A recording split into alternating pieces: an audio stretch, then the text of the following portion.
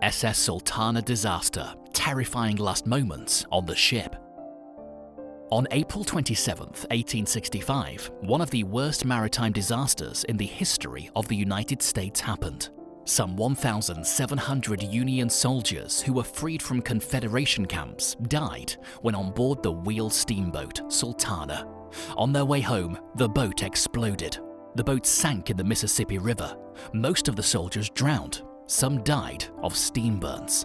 This tragedy took more lives than Titanic. The boat, Sultana, was first launched in 1863, Cincinnati, USA.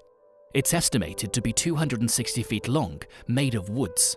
It was licensed to carry just 376 passengers, but the day of the tragedy, it was carrying 2,137 men on board.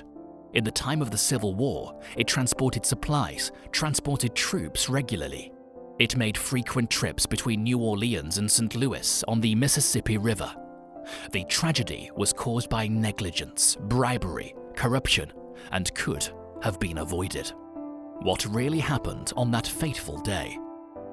At the end of the Civil War in 1865, both opposing sides, the Confederates and Unionists, were trying to recover from the war and its effects. The soldiers in thousands were released. Earlier, they were held in Confederate prison camps in Cahaba, Alabama, and Andersonville in the southwest of Georgia. All prisoners of war who were released were brought to the camps outside of Vicksburg, Mississippi, known as Camp Fisk. Majority of the prisoners were malnourished, some down with a fever, while others were depressed by the inhumanity they faced during the war. The plan was to exchange prisoners with an equal number of Confederate soldiers. The camp where the prisoners were kept started to get crowded. The swapping wasn't happening any time. They received a message to move the prisoners from the camps towards the north for better care. It was something that wasn't planned. Instead, the order was to move the prisoners as quickly as possible. To fasten the whole process of moving the prisoners, US government had offered transportation payments to the captains in charge of the steamboat. $5 per enlisted man. $10 was paid to each officer for helping to move these prisoners of war. At the time, there was no control or regulations to checkmate the safety of the prisoners. The prisoners' comfortability wasn't a matter of importance. The captains were making a profit. During this period, corruption was in the excess. They only cared about the money they were to be paid. Elsewhere, Captain James Cass Mason, who hailed from St. Louis, was the commander of the steamboat Sultana, a well-respected man by his peers who was deemed to be very reckless. Earlier, he had a boat seized from him as a result of contraband. Captain Mason was needed for money as a result of his financial state. The boat Captain Mason was in charge of wasn't expected to carry more than 85 crew. It was largely used in the transportation of cotton before it was tasked with transporting the troops. While on his journey, Mason stopped at Vicksburg to take care of a boiler issue, as the Sultana had an issue with its boilers. Once he received word for the amount the USA government had planned to pay for the transportation of each released soldier and officers, Captain Mason fancied the idea of getting paid a huge sum of money.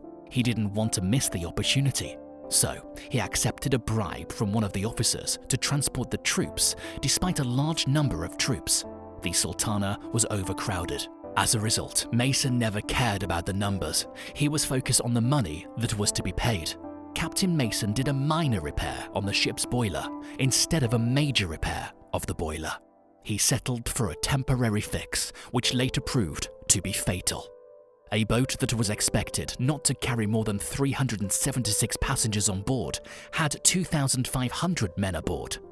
Captain Mason didn't want to wait any further for full repairs of the boilers so as not to lose out on the money to be paid. Mason was of the opinion that if he waited time, the troops would find another way to transport themselves up north. The sinking of the ship. On April 24, 1865, Sultana departed from Vicksburg traveling north. Aboard her included 1960 released prisoners of war, 22 guards from the 58th Ohio Infantry, 70 paying cabin passengers, and 85 crew members. Many of the men on board were in poor conditions, having just left Confederate hospitals and prisons. On the day of the journey, the weather wasn't okay. It wasn't a great day to be out on the water, as River Mississippi was experiencing soaring water levels. The snow that melted from up north flooded the banks of the river. Fallen trees and other debris blocked the waterways, so movement wasn't easy.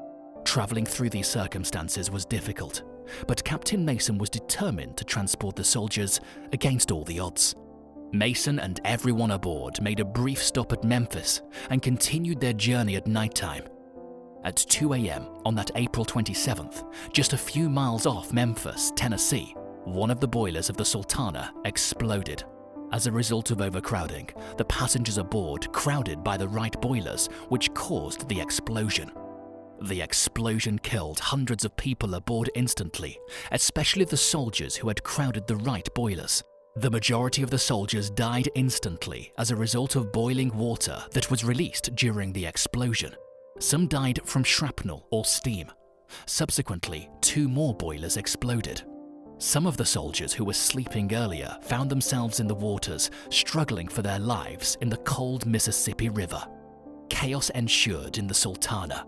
Most people aboard the ship at the time were torn between 2 choices: stay back on the boat, die from the fire in the explosion, or jump into the river and drown. The odds that they would survive were slim. The soldiers who had just left prison camps were now fighting for their lives. While the ship was sinking in the small town of Marion Deep, the locals rallied round to save the soldiers abroad. In a few hours, the Sultana had sunk deep into the Mississippi. The rescuers who helped save the lives of the soldiers aboard included Confederate soldiers who lived nearby. Dead bodies from the Sultana disaster appeared months after the tragedy. Some of the dead bodies were recovered, many were never recovered. Captain Mason was among those who lost their lives. The tragedy could have been averted. The major cause was as a result of overcrowding, which was caused by the collection of bribes. Captain Mason, improper handling of the boilers during repairs, also played a vital role in this disaster. The sinking of the Sultana was one of the deadliest ever maritime disasters in USA history. It's not known the number of death tolls, but according to the evidence, it's estimated to be 1,168 men aboard the Sultana.